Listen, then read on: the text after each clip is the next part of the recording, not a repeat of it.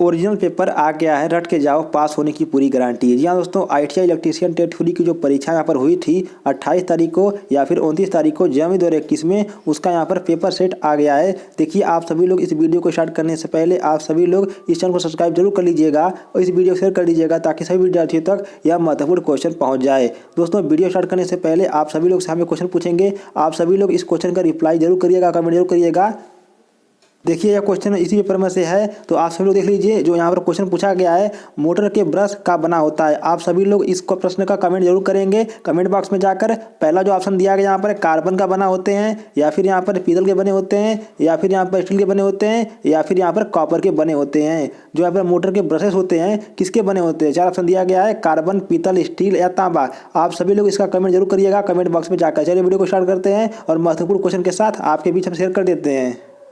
यह paper electrician wireman के लिए बहुत ही इंपॉर्टेंट क्वेश्चन सब कुछ यहाँ पर दिया गया है और बहुत ही महत्वपूर्ण है। इसी में से परीक्षा में आपके प्रश्न आ सकते हैं। तो जितने भी छात्र यहाँ पर इलेक्ट्रीशियन के वायरमैन के उनके लिए बहुत ही महत्वपूर्ण सारे क्वेश्चन है। 50 क्वेश्चन आपके बीच हम शेयर करने जा रहे हैं। फटाफट आप सभी लोग इस 4 क्वेश्चनों को रिवाइज कर लीजिए।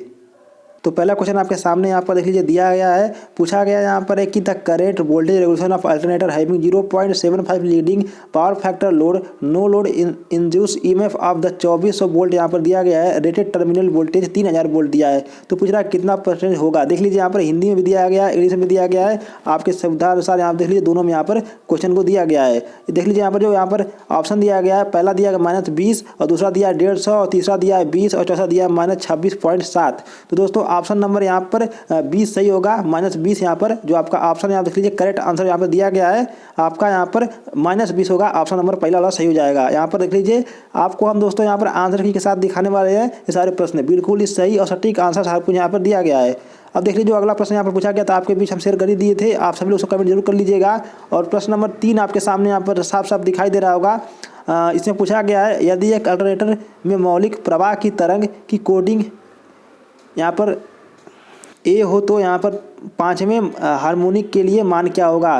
देख लीजिए यहाँ पर 4 ऑप्शन दिया गया है। पहला ऑप्शन दिया यहाँ पर है 25A और दूसरा दिया है A/25 और तीसरा दिया है A/5 और चौथा दिया है 5A। तो दोस्तों आपका ऑप्शन नंबर यहाँ पर डी वाला हो जाएगा, 5A आपका आंसर करेक्ट हो जाएगा। कौन सा हो जाएगा? यहाँ पर डी वाला ऑप्शन आपका सही हो जाएगा। अब बढ़ते हैं अगले प्रश्न की तरफ। प्रश्न नंबर हमारा चौथा इस प्रकार से यहाँ पर पूछा गया है। देख लीजिए यहाँ पर यह प्रश्न बहुत ही इंपॉर्टेंट है। पूछा गया यहाँ पर निम्न में से कौन सा कानून नियम का इस्तेमाल DC मोटर के रोटेशन के दिशा निर्धारण के रूप में करने में किया जाता है। जो यहाँ पर डायरेक्शन होता है आपका DC मोटर में उसके लिए यहाँ पर किया जाता है। पहला ऑप्शन यहाँ पर दिया लेंज नियम, दूसरा दिया यहाँ पर फ्लेमिंग के लेफ्ट हैंड रूल, तीसरा दिया है यहाँ पर फ्राडे लॉ का नियम और चौथा दिया है कूलाम का नियम। दोस्तों 4 ऑप्शन यहाँ पर दिया गया। पूछा गया which of the following law rule of use determine the direction of rotation of DC motor. दोस्तों करेक्ट आंसर जो यहाँ पर हो जाएगा फ्लेमिंग का लेफ्ट हैंड रूल। जी हाँ दोस्तों, फ्लेमिंग का लेफ्ट हैंड रूल यहाँ पर यूज़ किया जाता है। बढ़ते हैं प्रश्न नंबर अगले की तरफ। तो प्रश्न नंबर 5वां कुछ इस प्रकार से यहाँ पर दिया गया। पूछा यहाँ पर है कि कौन सी वायरिंग सिस्टम भीतरी दीवारों में होता है। भीतरी दीवारों में कौन सी वायरिंग सिस्टम यहाँ पर होता है। 4 ऑप्शन आपके सामने यहाँ पर दिया गया। पहला यहाँ पर है देख लीजिए गुप्त वायरिंग और दूसरा यहाँ पर दिया गया पाइप वायरिंग और तीसरा दिया PVC वायरिंग और चौथा दिया है यहाँ पर वेक्टेन वायरिंग। देख लीजिए यहाँ पर 4 ऑप्शन दिया गया है। पूछा है कि which of the wiring system inside the wall, जो दीवार के अंदर यहाँ पर कौन सी वायरिंग की जाती है। दोस्तों यहाँ पर करेक्ट आंसर जो हो जाएगा आपका यहाँ पर देख लीजिए गुप्त वायरिंग। कौन सी वायरिंग? यहाँ पर गुप्त वायरिंग। ऑप्शन नंबर पहला वाला सही हो जाएगा। अब बढ़ते हैं प्रश्न नंबर यहाँ पर 6वें की तरफ। जो यहाँ पर प्रश्न आपको देख लीजिए आपके सामने यहाँ पर दिखाई दे रहा होगा, शो कर रहा होगा।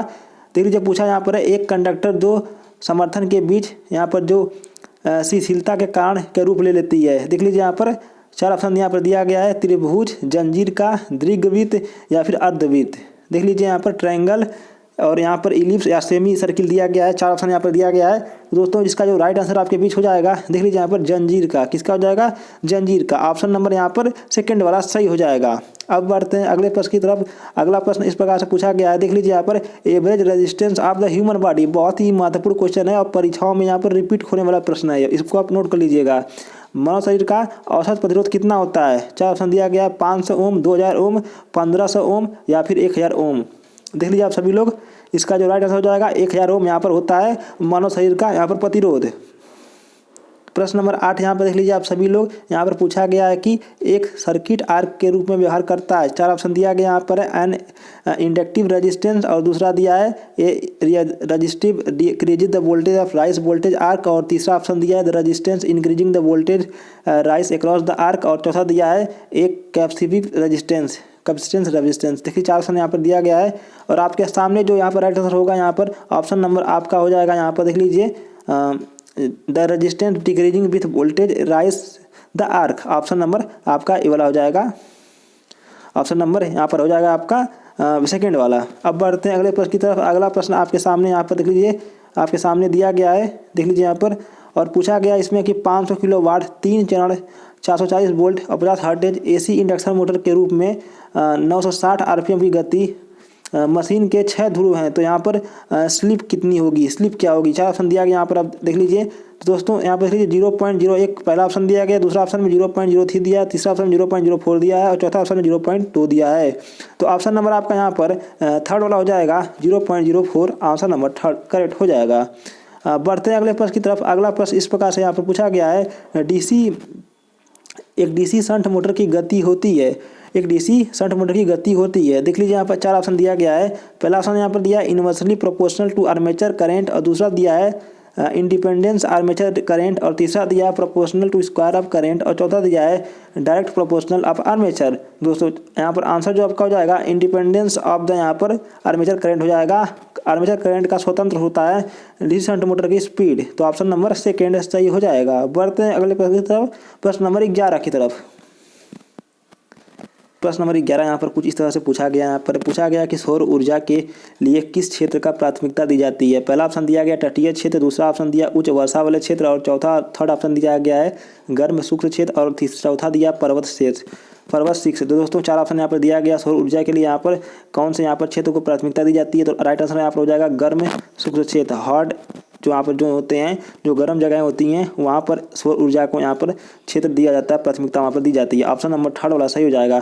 अब बढ़ते हैं प्रश्न नंबर 12 की तरफ। प्रश्न नंबर 12 हमारा इस प्रकार से यहाँ पर दिया गया है। यहाँ पर साफ साफ लिखा है कि घर के छत वाले पंखा का समानता यहाँ पर जो संधारित क्षमता इस्तेमाल किए जाते हैं वो पूछ रहा है। The housing ceiling normally capacitor use. देख लीजिए यहाँ पर 4 ऑप्शन दिया गया है 3 to 36 MFD, या फिर 1.5 to 2.5 MFD, या फिर थर्ड ऑप्शन नॉन अपडेट दिया है, चौथा दिया 3.5 से लेकर 20 MFD तक। तो आपका आंसर जो यहाँ पर हो जाएगा ऑप्शन नंबर यहाँ पर सेकेंड वाला हो जाएगा 1.5 से लेकर 2.5 MFD तक। अब बढ़ते हैं अगले प्रश्न की तरफ।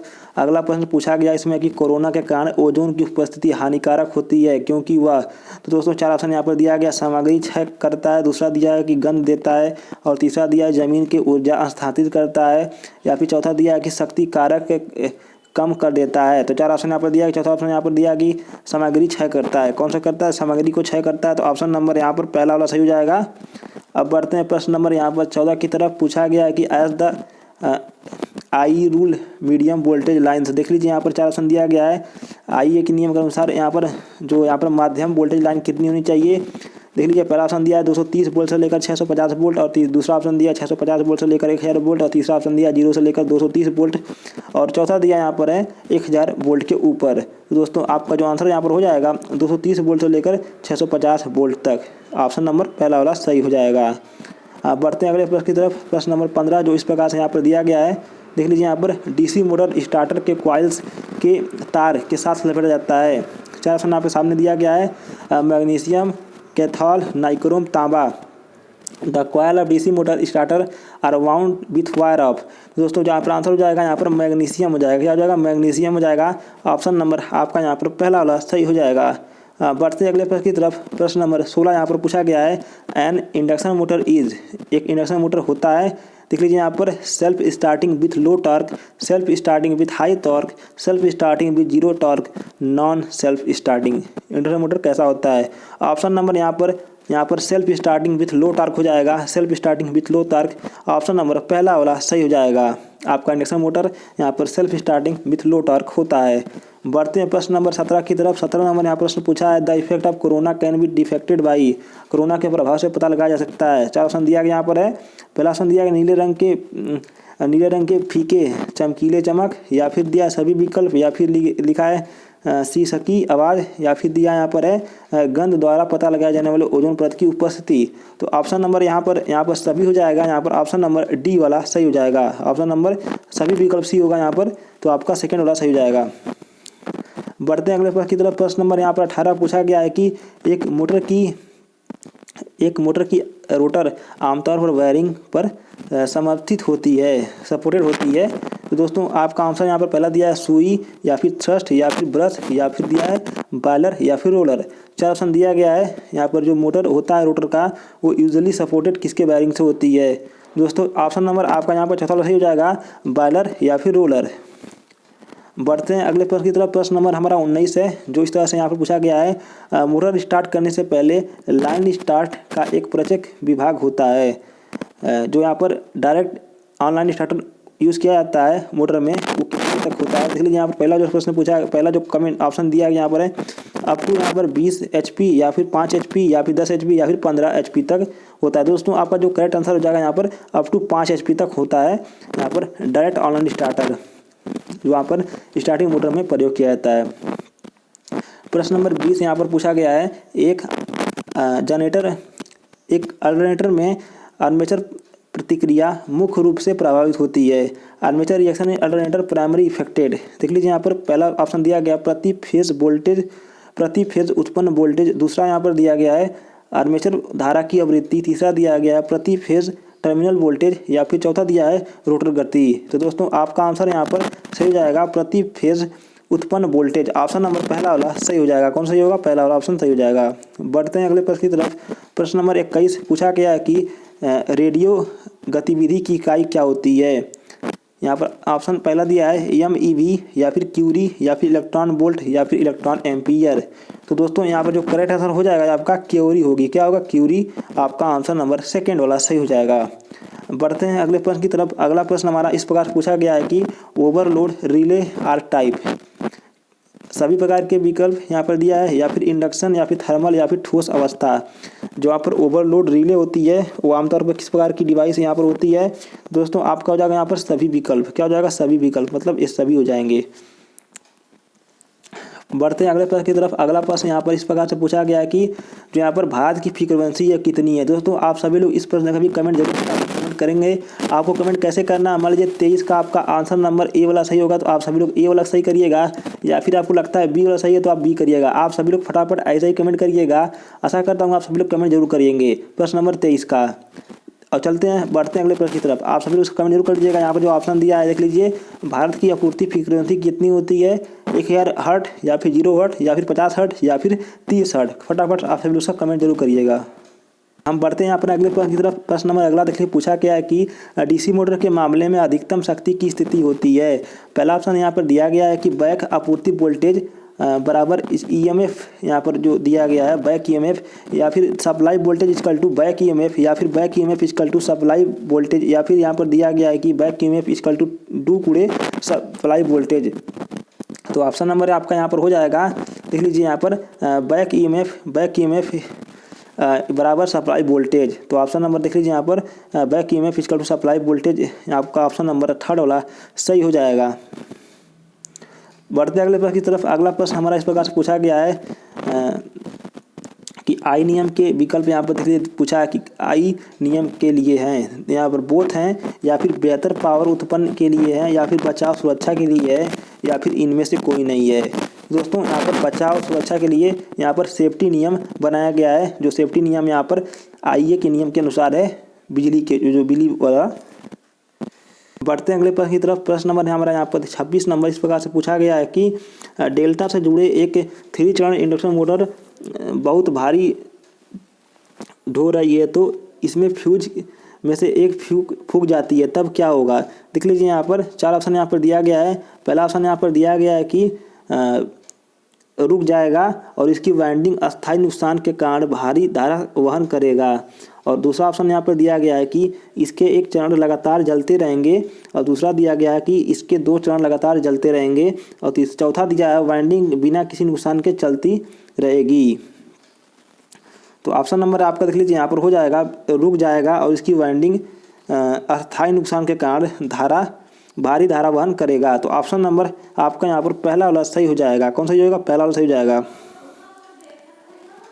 प्रश्न नंबर 27 के बीच यहाँ पर देख लीजिए है, एक विधि अवशेषक कम कर देता है, वेब टेल की ढलान या फिर वेब की ढलान, या फिर दूसरा दिया यहाँ पर है कि तरंगों की ढलान और परिणाम, और चौथा ऑप्शन दिया गया कि वेब की परिणाम। दोस्तों आपका ऑप्शन नंबर यहाँ पर देख लीजिए हो जाएगा तरंगों की ढलान और परिणाम। आपका ऑप्शन नंबर थर्ड वाला सही हो जाएगा। अब देख लीजिए अगला प्रश्न यहाँ पर इस प्रकार से पूछा गया है। देख लीजिए यहाँ पर 5 HP की 20 हर्टेज और 30 440 वोल्ट की इंडक्शन मोटर की निम्नलिखित में से RPM पर उपलब्ध है। मोटर देख लीजिए यहाँ पर आपके सामने दिया गया है 730 RPM या फिर 960 RPM या फिर 2880 RPM या फिर 1440 RPM। देख लीजिए यहाँ पर ऑप्शन नंबर आपका यहाँ पर पहला सही हो जाएगा 430 RPM। क्या जाएगा? 430 RPM। क्वेश्चन को आप एक बार फिर देख लीजिए।